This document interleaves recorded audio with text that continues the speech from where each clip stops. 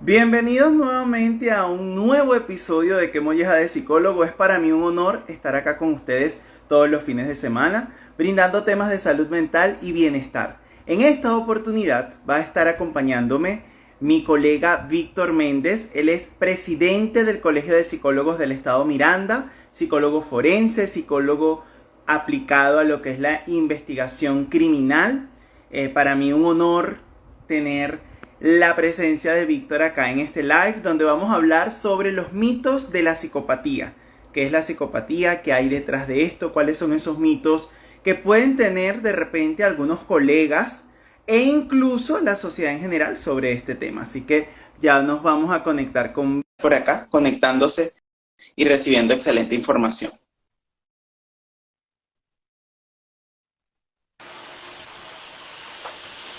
Hola, ¿cómo estás, Robert? ¿Cómo te va? Muy bien, Víctor, un gusto y un honor para mí que estés acá conmigo, acompañándome en un nuevo episodio.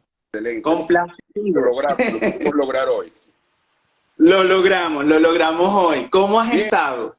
bien, Robert, trabajando bastante, investigando, haciendo lo que corresponde, pues, en la psicología aquí en Miranda, llevando las riendas aún del colegio, haciendo el trabajo gremial, haciendo mi trabajo de psicólogo forense, trabajando con colegas, trabajando con profesionales de otras áreas también, en la vía de construir nuevo conocimiento en el área de la psicología forense, sin parar, sin parar. Inclusive hoy domingo estamos hablando del tema, trabajando en el tema. Así es. Víctor, para mí un honor que estés por acá acompañándome, sobre todo por la gran figura que eres para el gremio de psicólogos, o al menos así lo considero yo, y sé que varios colegas también, para hablar de este tema de los mitos de la psicopatía, qué hay detrás de la psicopatía, de repente los errores de concepto que pudieran crear algunas personas. Pero antes de hablar de estos mitos, me gustaría poner en contexto a las personas que de repente nos van a ver en este momento o posterior cuando quede el episodio guardado. ¿Qué es la psicopatía? Bueno, es un trastorno de personalidad, Robert, un trastorno de personalidad que tiene características muy peculiares, características que permite identificarlo y, por supuesto, diferenciarlo rápidamente del resto de los trastornos de la personalidad. Dentro del DSM-5 forma parte del clúster B de los trastornos descritos en este manual de diagnóstico, que digo por acá, empezando, que es un manual diagnóstico utilizado solo por psicólogos y psiquiatras. Yo siempre hago la acotación porque me ha preocupado ver últimamente, ver a abogados, ver a criminólogos, ver a trabajadores sociales, utilizando un manual clínico diagnóstico estadístico que sirve para la referencia diagnóstica de profesionales en el área de la salud mental, en áreas o en espacios tanto académicos como aplicativos no correspondientes. Es decir, No. lo que aparece escrito en estos manuales, a pesar de que la psicopatía, y vamos a ver que sí hay una incidencia importante en la conducta criminal Ajá. con este trastorno, inclusive existiendo este factor que une la psicopatía con la conducta criminal, no podemos utilizar un manual clínico diagnóstico como lo es el DSM-5 o el CIE-11 para poder hacer una traslación automática o una traducción automática a lo que aparece en nuestro Código Orgánico Procesal Penal. Lo que está descrito en estos manuales diagnósticos clínicos no son delitos, son elementos descriptivos diagnósticos de trastornos mentales y trastornos de la personalidad. El trabajo del investigador, junto con un experto psicólogo, en este caso, es hacer la relación, si existe, entre algunos de estos trastornos y un posible delito en investigación, pero no es automático. Así que es un llamado para que tengamos un poquito de sindéresis y prudencia al citar, utilizar, mostrar y sostener algunas investigaciones de carácter penal que deben sostenerse en la investigación y sostenerse en lo que tiene que ver con el ejercicio del derecho y no con la descripción diagnóstica de un manual con texto. Eso es importante que Sí, y que ciertamente hemos visto cómo es lamentable decirlo, y bueno, y por eso uno siempre promueve eso, el intrusismo que se ha dado, o el hecho, como tú lo estás comentando, de que algunos profesionales que no son del área de salud mental, pues ya están utilizando estos manuales como, digamos, apoyo con la intención de diagnosticar o decir que estas personas reúnen esos criterios para ese diagnóstico. Sí. De repente algunas personas, Víctor, se estarán preguntando, pues, ¿de dónde nace un psicópata? Si de repente esto viene desde la niñez, sabemos que, bueno, pueden haber, o hay, mejor dicho, indicios a nivel neurológico, y a veces la gente puede confundir también el hecho de que todo delincuente, toda persona que comete un crimen, pues es psicópata, y eso lo vamos a ir desglosando más adelante dentro de los mitos, pero ¿cuáles pudieran ser de repente esas posibles causas de esta patología? Bueno, fíjate bien, como trastorno de la personalidad tenemos que distinguirlo de los trastornos mentales graves, ¿no? Ajá. Porque una de las mitologías y una de las cosas que tendía a desorientar a tanto investigadores como a jueces, como a defensores, como a la misma víctima, ¿no? Era confundir el trastorno mental grave de la psicosis, por ejemplo, con la psicopatía. No había claridad en los operadores de justicia con relación a esta terminología, ¿no? Y la psicopatía siendo un trastorno de personalidad que no inhibe y no hace una distorsión de la realidad por quien porta el trastorno. Es decir, el psicópata tiene conciencia de su realidad, conciencia de su existencia en el mundo, está claro en lo que hace, tiene capacidad de planificación, usualmente todos sus factores cognitivos están bien conservados, no están deteriorados, y es una persona que puede fácilmente distinguir que está bien y que está mal, simplemente no le importa. Entonces, el poder distinguir que está bien, que está mal, distinguir que la realidad no está fragmentada, distinguir que tiene un espacio en la realidad junto a otras personas y que existen como tal, le da un carácter importante a la asociación de este trastorno con el derecho, por ejemplo. ¿Por qué? Porque una persona que tiene un trastorno de personalidad que no interrumpa o no haga o permita una distorsión de la realidad, es una persona que puede ser obviamente juzgada, es imputable y por supuesto puede ser condenada por el delito que comete. Entonces, el psicótico, el que sufre psicosis, no psicopatía, es una persona que obviamente tiene una realidad fragmentada, hay un deterioro importante en el juicio, hay elementos que no le permiten reconocer qué está bien, qué está mal, qué es real y qué no es real.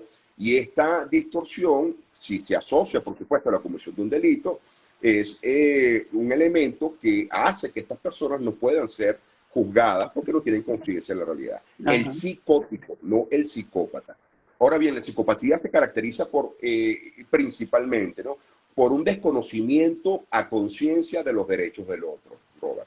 El psicópata a conciencia, no simplemente por azar o por olvido o por cualquier otra circunstancia, sino tiene conciencia de no respetar los derechos del otro. Y cuando hablo de los derechos del otro va desde el derecho a calidad de vida, al disfrutar su vida de manera normal, hasta el derecho a la vida, ¿sí?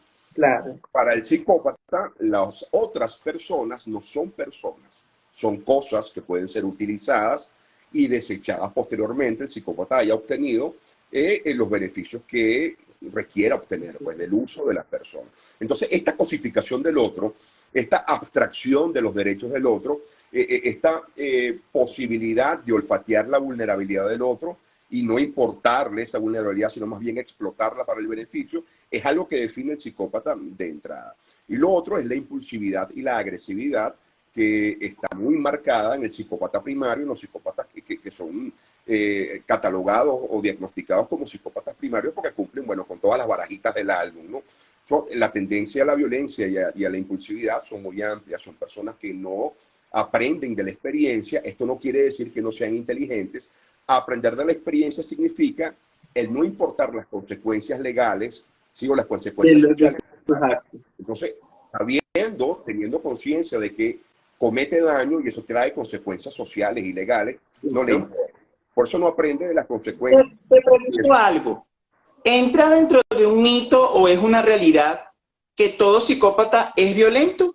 ¿O dentro de esa inteligencia y el saber lo que está haciendo tiende a manipular y sabe lo que hace y, bueno, envuelve a la gente y, bueno, comete sus actos? ¿O cómo es ese asunto? Propensión a la violencia. O sea, la violencia es un factor que acompaña a la psicopatía. La violencia puede ser psicológica, Robert, no necesariamente tiene que ser. Entonces, siempre es violento. Así no ejecute violencia o opere violencia física, que son capaces de hacerlo, él siempre va a violentar los derechos del otro. Entonces siempre va a ser violento. El hecho que indiquen siempre los defensores, que es su trabajo, por supuesto, defender la posibilidad, ¿no?, de la inocencia de alguien que esté siendo juzgado. Yo siempre voy a hablar desde el área de la psicología forense.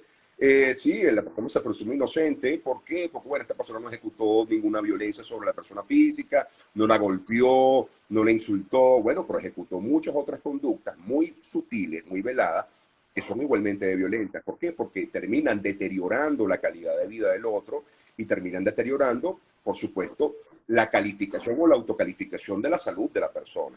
Una persona que se esté volviendo loca, pues piensa que se esté volviendo loca, que esté perdiendo facultades debido a las acciones de un tercero o de un segundo, una persona que está siendo violentada. Y estas son acciones típicas de los psicópatas. Otra cosa que tiene el psicópata, que es bien importante que todos destaquemos, es la imposibilidad de construir un plan de vida a largo plazo. Porque viven del día a día, o sea, viven de la ejecución de la acción diaria y no planifican su futuro en estabilidad. Esto no significa que no planifiquen el daño que le puedan generar a otras personas.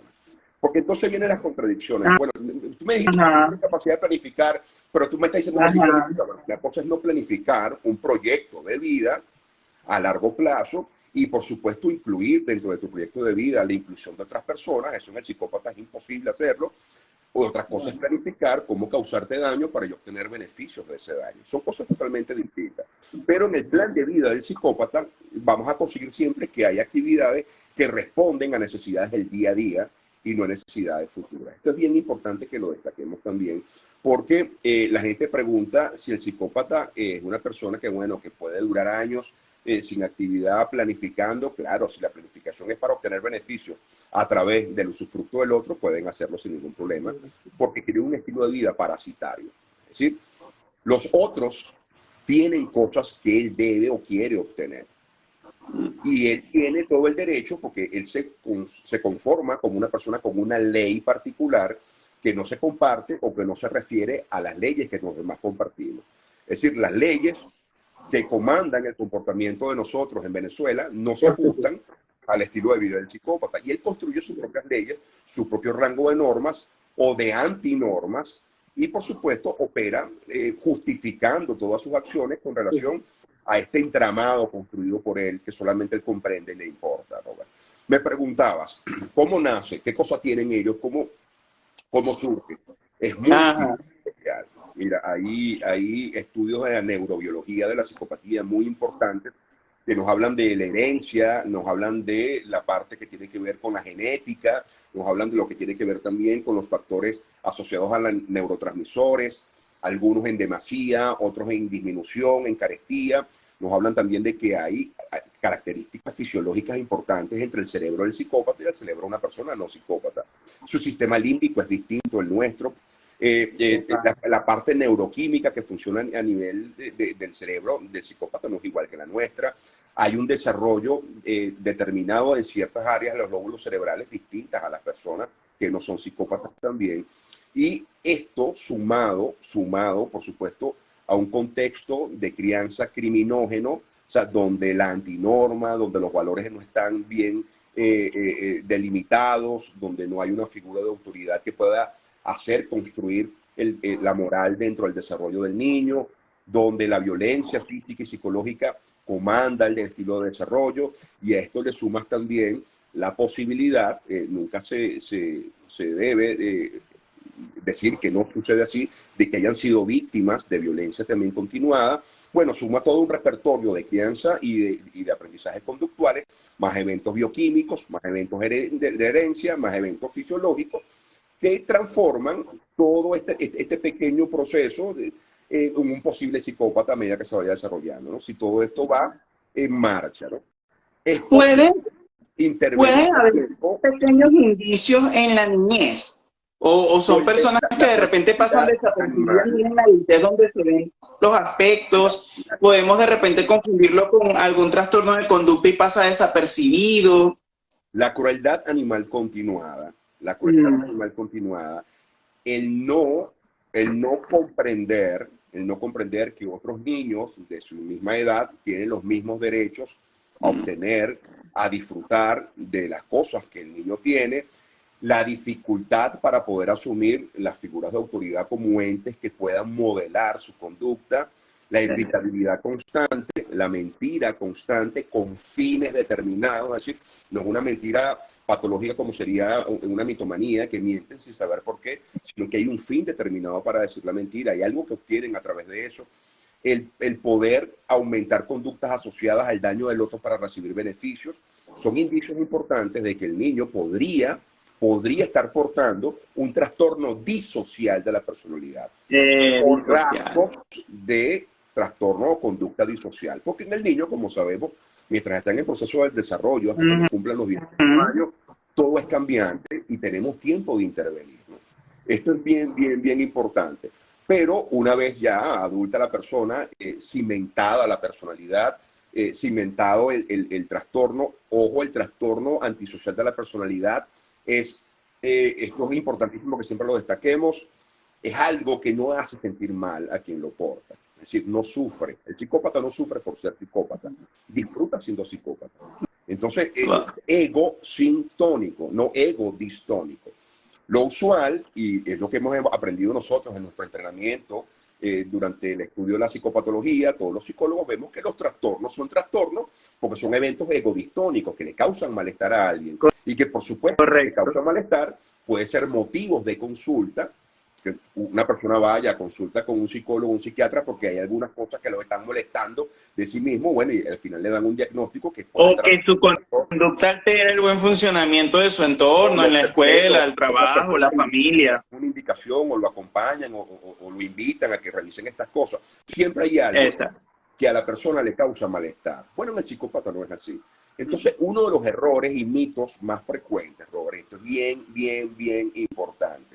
Por aquí me preguntan, yo sabía que iba a preguntar sobre el narcisismo encubierto y la psicopatía. Miren, hoy vamos a destruir muchas mitologías que lamentablemente los medios y a través de las redes sociales y a través de libros escritos por expertos, porque se han transformado más en novelistas que en expertos serios sobre el tema, han creado como una onomatopeya, pues han construido nuevas terminologías, han exagerado algunas conductas, algunas expresiones conductuales del psicópata y han construido toda una mitología en torno al tema que lamentablemente, le digo a quienes nos leen, les facilita la vida del psicópata y nos dificulta a nosotros, los psicólogos forenses, poder detectarlos y prevenir las acciones de ellos. Pero ya vamos a conversar de eso. Ya vamos para allá, no se adelántense, porque de verdad que el tema, y te digo, es interesante el saber, oye, qué hay detrás de. Hay mucho. Mira, una de las cosas que yo me daba cuenta cuando comencé en el área de la psicología forense era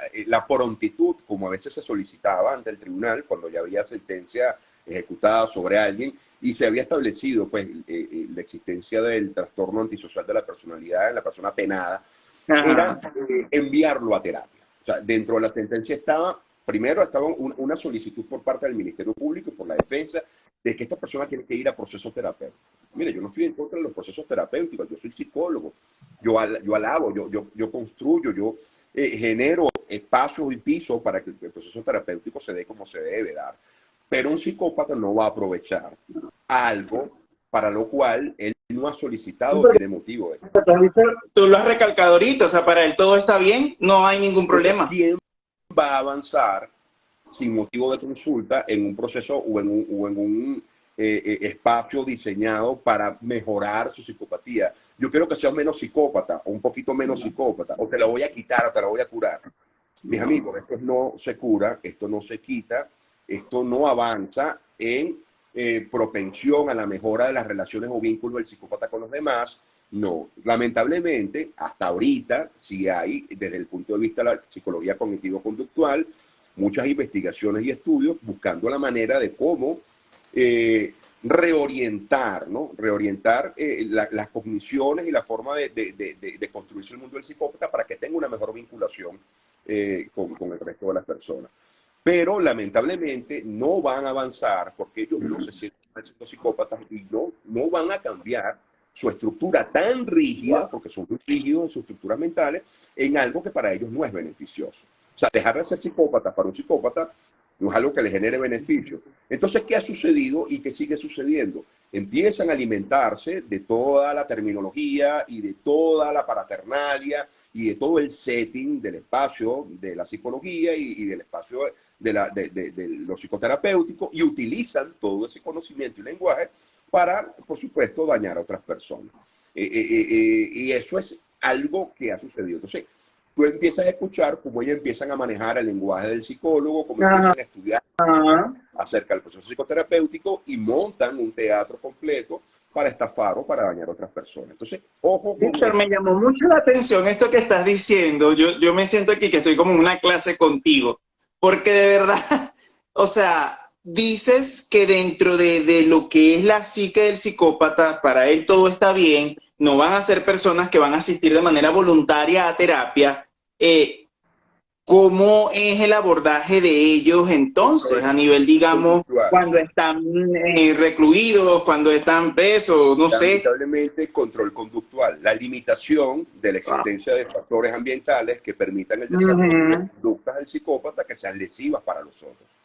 Y esto es muy importante hacerlo. Hay diseños, la psicología penitenciaria ha apoyado muchísimo a nivel mundial en el diseño no solo de ambientes, sino de estructuras conductuales que permiten limitar la aparición o la presencia de algunas condiciones o de estímulos ambientales que alimenten la propensión de los elementos más graves o más peligrosos del psicópata.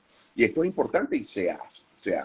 ¿Por qué se hace? ¿Por qué se va a hacer? Porque ha habido, oye, por fin una comprensión de que esta gente simplemente no le importa el avance en el proceso psicoterapéutico, por si se van a alimentar todo lo que puedan para su uso. Ojo con esto, y se lo digo a mis psicólogos y psicólogas y mis compañeros y mis colegas que tienen la idea del salvador, ¿no? De salvar, de poder lograr cambiar a esta persona. Tengo un reto que es hacerlo cambiar, de que se dé cuenta y de que pueda ser una mejor persona. Sí, este altruismo que casi excéntrico, diría yo, que lleva a muchas personas, inclusive dentro de las relaciones de pareja bien tóxicas, a permanecer al lado de una persona con estas características, termina dañándolos al final. Porque no van a cambiar, no van a poder ustedes con ese procedimiento de salvamento especial, con esa cruzada de lograr que cambien, no lo van a lograr, porque él no quiere hacerlo. No es que no pueda, es que no desea hacerlo. Sería mucho más sencillo que él indicara, mira, no puedo, explícame cómo, no conozco los mecanismos. Exacto.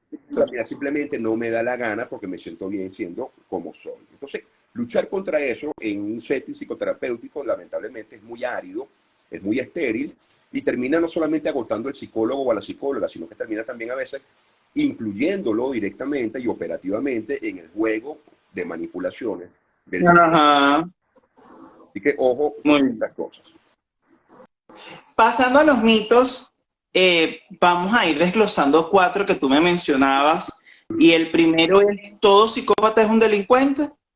Mira, qué importante eso que acabas de preguntar, ¿no? Porque es otra discusión que se ha armado siempre, ¿no? Como está en boga en la psicopatía y hay algunos autores que son muy atractivos en la forma de escribir y mucha gente hace los cursos de acompañantes de víctimas del trastorno narcisista o hacen un curso de acompañantes de víctimas del narcisismo encubierto y bla, bla, bla, y se ha convertido, bueno, toda una parafernalia para monetizar lo que se sabe sobre el tema. Claro. Es importante destacar que, obviamente, no todos los psicópatas son delincuentes. No sabemos. No podemos utilizar un diagnóstico clínico que está descrito en nuestros manuales actuales, que son los que tenemos nosotros.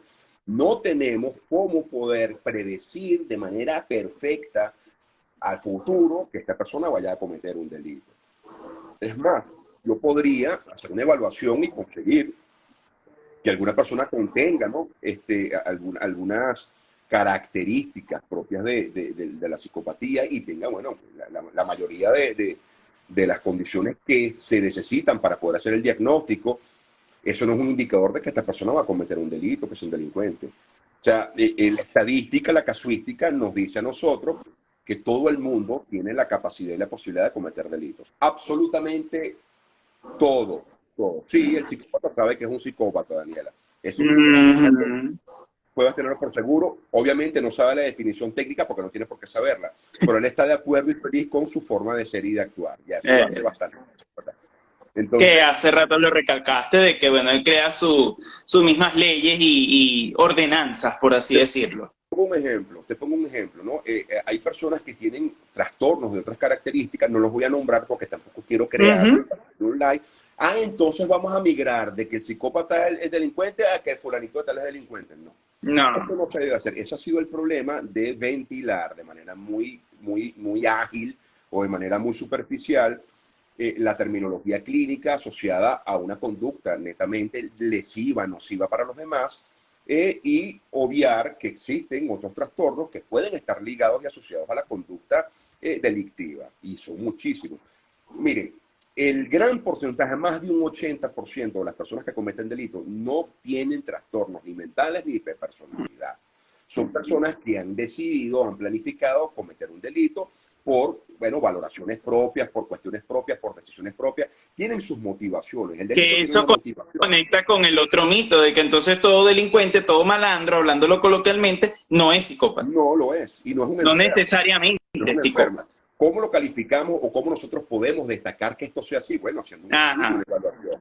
Yo pregunto cuántas de las evaluaciones, y esto es importante, amigos psicólogos forenses, el hecho que usted pase la figura humana, que pase el Bender, que pase el Bartek y 2 pruebitas más, no le da a usted información suficiente para indicar a qué trastorno antisocial de la personalidad. Hable de rasgos, mientras usted no haya por completo en un estudio más acucioso, más elaborado, conseguir que estos síntomas permanecen en el tiempo, la cantidad necesaria, y que hay una prevalencia de elementos contextuales que lo lleven a usted a tomar la decisión de hacer el diagnóstico. No lo haga después de aplicar las pruebas. Entrevista a profundidad, entrevista el contexto de la persona, entrevista a los familiares, a su grupo de amigos. Miren, los diagnósticos no se hacen después de aplicar las pruebas. ¿Hasta cuándo lo voy a decir? Las pruebas nos dan un apoyo técnico que sostiene nuestra hipótesis clínica, que se construye en el primer instrumento y más valioso de todos los psicólogos, la entrevista. Si usted hace una entrevista pública... Es lamentable, pero eso que tú estás comentando se ha convertido también en una gran locura de... Bueno, y te lo hablo en mi caso, que soy más especialista hacia el área adolescente, infantil, el cómo muchos simplemente etiquetan o diagnostican a niños y adolescentes sin ir más allá de esos aspectos que tú estás comentando. Mire, la entrevista no puede ser una transcripción de lo que habla la persona. Eso no es una entrevista, eso es una transcripción. Eso lo hace por lo menos el investigador policial, que transcribe fielmente en el acta lo que dice la persona. Miren, por favor, no copien el acta policial en el área donde dice entrevista, porque eso no es una entrevista. Una entrevista clínica, una entrevista forense, tiene que pasar por el análisis de lo que la persona dijo, por supuesto, hacer un análisis a profundidad y poder nosotros extraer de allí elementos clínicos o elementos forenses. Pero si usted me transcribe por completo y me dice que la persona dijo palito, azul y todo lo que dijo la persona, porque usted no hace un análisis, no hilvana, no relaciona, no contextualiza lo que está allí, lamentablemente esa información es inválida. Y se la van a tumbar, si hay un buen contraexperto, cuando usted presente ese disparate, se lo van a tumbar en audiencia. Entonces, si usted quiere hacer un diagnóstico de alguien con relación a un trastorno de personalidad tan complejo como es la psicopatía, usted tiene que abordar ese estudio, esa evaluación a profundidad. A profundidad. Como todo. Si usted quiere valorar la existencia de rasgo de algún trastorno, sea mental, sea la personalidad, cualquiera que sea, usted tiene la responsabilidad de abordarlo con profundidad, con técnica, actualizada, basada en la evidencia. No es que usted le va a prender una vela al santo malandro y el santo malandro te va a decir, sí, es psicópata. ¿Por qué? Porque yo lo tengo aquí catalogado como un próximo santo. No, así no funciona. Sí. No es tan mal. Se dice por allí, dentro de otro de los mitos que vienes a comentarnos, ¿un psicópata es un enfermo? No, no es un enfermo. Puede estar enfermo de otras cosas, pero la psicopatía no es una enfermedad. Es un trastorno que se porta, no se padece. El psicópata no padece su trastorno. El psicópata es egosintónico con el trastorno social de la personalidad. Así que esto es importante. Por aquí les voy a comentar algo. La psicopatía es una forma de nombrar al trastorno antisocial de la personalidad. Eso te iba a preguntar. Que no es un trastorno, hay que hacer una ley para que defienda a las víctimas sobrevivientes de la conducta psicopática. Si usted hace una ley de esa, cualquier persona que tenga entonces un estudio rasante, características o rasgos de este trastorno, va a ser calificado como delincuente. Y eso es una irresponsabilidad gigantesca. Usted juzga a las personas, aquí en Venezuela, ¿no?, hasta donde tengo entendido, después que comete un delito, no antes de cometer un delito. Es más, si tú piensas en una acción delictiva, pensar en ella no te hace delincuente. Eso está en el pensamiento, en tu idea, en tu fantasía.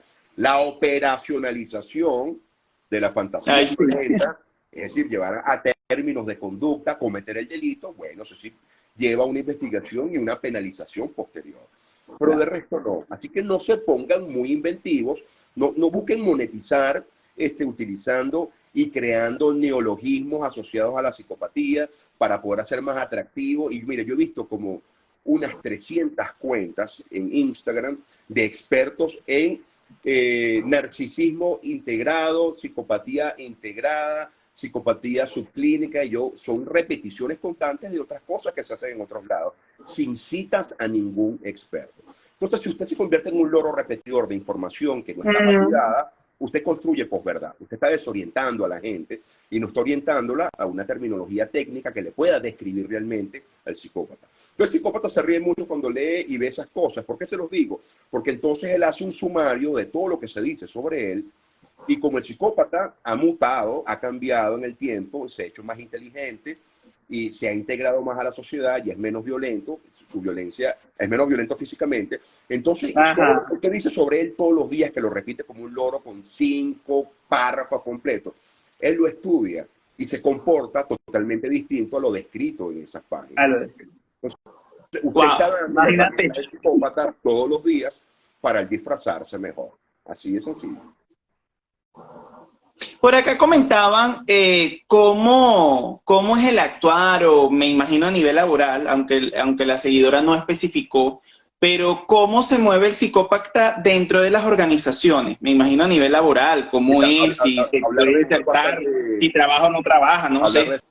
Eso es bastante complejo, Robert, porque hay distintos niveles, ¿no?, de comportamiento del psicópata en una empresa. Está el vago que no hace nada y que encanta a otros compañeros para que le hagan el trabajo, para que lo cubran en su puesto, para que le invente que está enfermo y él faltar al trabajo. Está la persona que utiliza parasitariamente al resto de sus compañeros para poder, por supuesto, tener un espacio más cómodo y hacer otras cosas y no ir a trabajar. Bueno, son rasgos muy asociados o muy comunes a la psicopatía, una psicopatía muy primitiva, diría yo. Porque también otros que pueden ser hasta el mismo jefe o el director de la empresa o el dueño de la empresa, ¿sí? Que es un triángulo, ¿no? Ella está a la cabeza, es un jefe bastante tóxico, bastante dañino, que se sostiene sobre 2 bases importantes: los que tienen miedo de él y los que quieren ser como él. Entonces, fíjate, interesante esto. Si usted no construye esta triangulación para poder evaluar lo que pasa en su empresa, es muy difícil que usted indique que hay personas con conductas psicopáticas operando por allí. Porque el psicópata no opera en el aire. Siempre utiliza a otro. Siempre hay alguien haciendo un trabajo o haciendo algo para él. Son los que llamamos los monos voladores, los flying monkeys. Hay personas encantadas con el comportamiento del psicópata, es muy encantador, que terminan haciéndole el trabajo sucio y él nunca es detectado, ¿no? Aunque al final siempre lo atrapamos, Robert. Siempre hay alguien que se equivoca y terminamos atrapándolo. Pero no es tan sencillo, no es tan fácil. Sí, hay personas que son muy competitivas, son personas que tienden a destruir otros equipos de trabajo, son personas que tienden a robar información importante para poder presentarla como propia, son personas que utilizan a gente que está muy bien preparada para poder entonces parasitar lo que presentan de sus trabajos como ellos, como propios, y son personas que, bueno, que simplemente son unos devoradores de los otros, son unos depredadores ambulantes. Usualmente algunas oficinas muy competitivas del sector privado contratan equipos que destruyen a direcciones o a coordinaciones que están molestando o están siendo incómodas en la consecución de ciertas ideas o de ciertas metas, ¿no?, empresariales.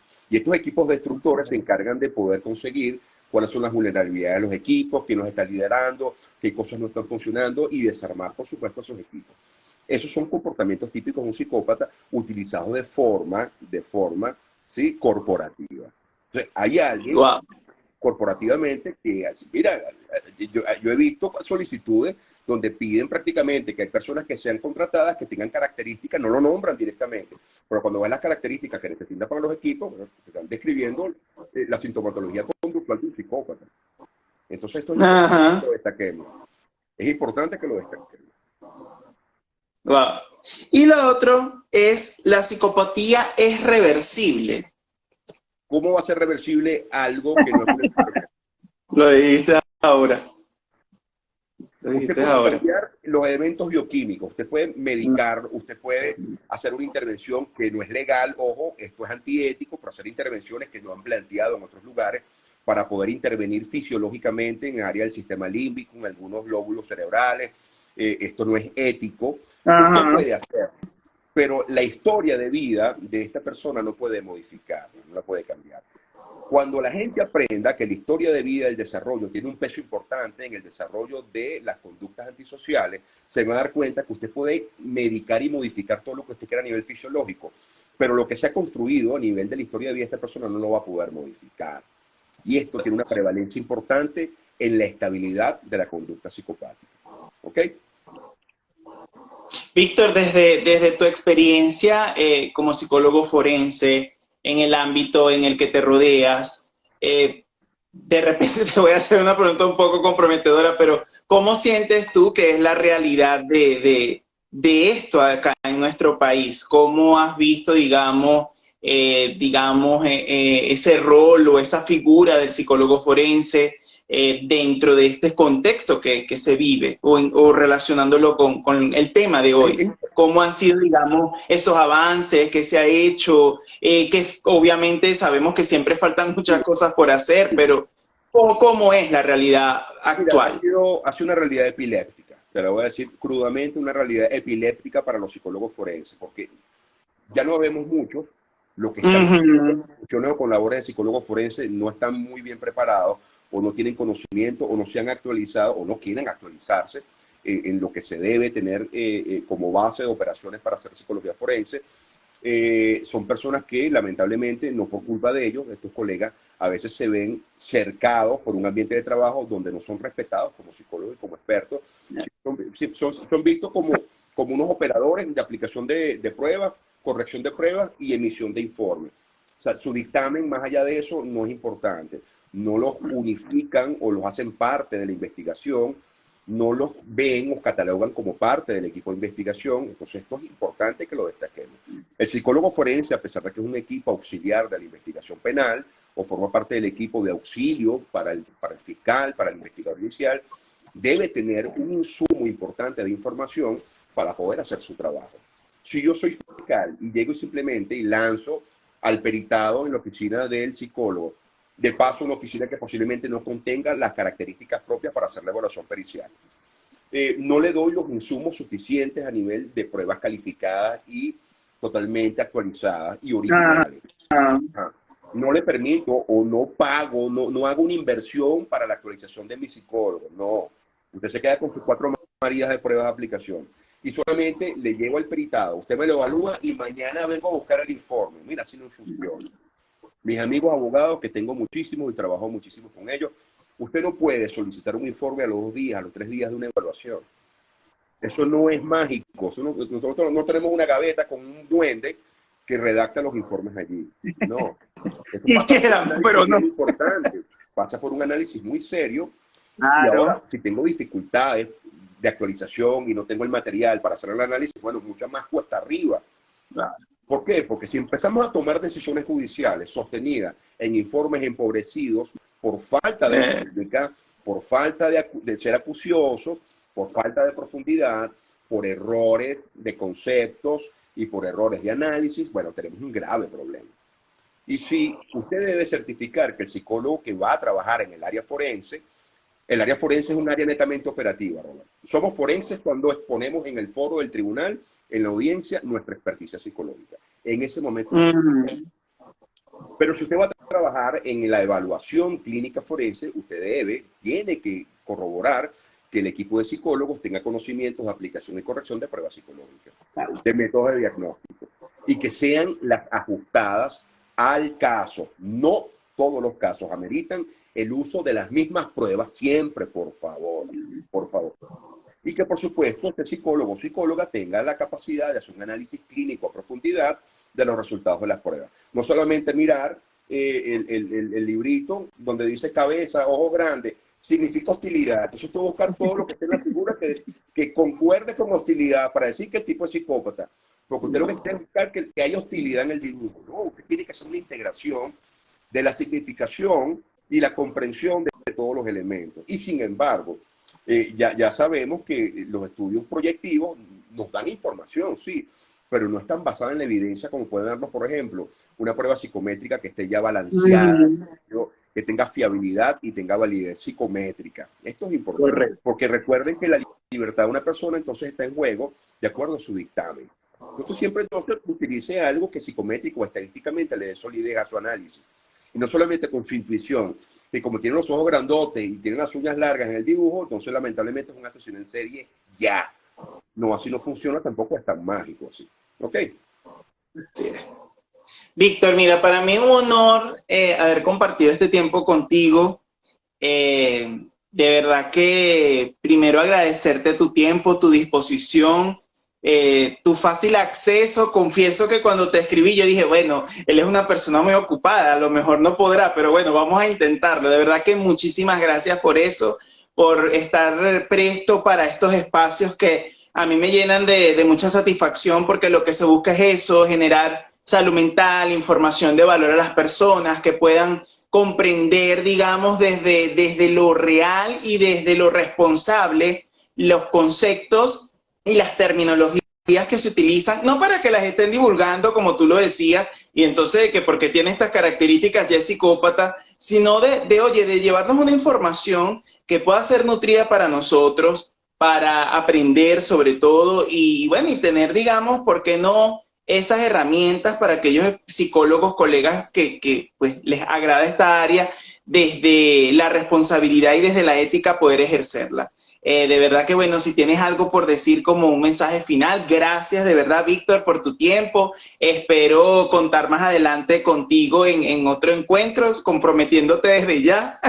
Y bueno, muchísimas gracias, vale, de verdad. Además me queda decir eso, gracias a las personas que nos acompañaron. Les recuerdo que bueno, esto va a quedar publicado de manera inmediata en mi perfil y posteriormente a las horas va a estar por allí también en YouTube, así que gracias también a todos los que nos acompañaron. Bueno, escuchamos a Víctor. Gracias a ti, Robert, por la invitación. De verdad que siempre es importante pues, que usar estos espacios que ustedes, los psicólogos, construyen para poder divulgar información de validez. Esto es lo importante, que sea una información válida, que no estemos por aquí inventando, que tengamos las propias teorías, mis teorías particulares acerca del tema. No.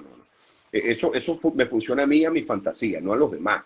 Entonces, aquí, cuando se abren estas ventanas, como la que tú estás prestando, Robert, debemos ser prudentes y ser responsables de lo que estamos diciendo. Es decir, si vamos a orientar a los colegas que van a trabajar en esta área, entonces, por supuesto, debemos ser muy responsables con lo que vamos a exponer. Porque si yo les doy un vuelo rasante o desarrollo el tema, que lo desarrollamos en 46 minutos, pero igualmente soy ligero en el tema, y simplemente, bueno, voy a nombrar aquí lo que he visto en las series de Netflix y lo que he visto en algunos programas y eso, y para que sea bien chévere, movido, voy a hablar de las cosas turbias, horribles, no. Orientemos de manera técnica y profesional, porque recordemos que somos psicólogos y nos debemos éticamente a la población con relación a lo que exponemos y expresamos del área, como lo operamos también de nuestro quehacer diario. Así que te agradezco, Robert, porque de verdad esto ha servido y va a servir para orientar a las personas.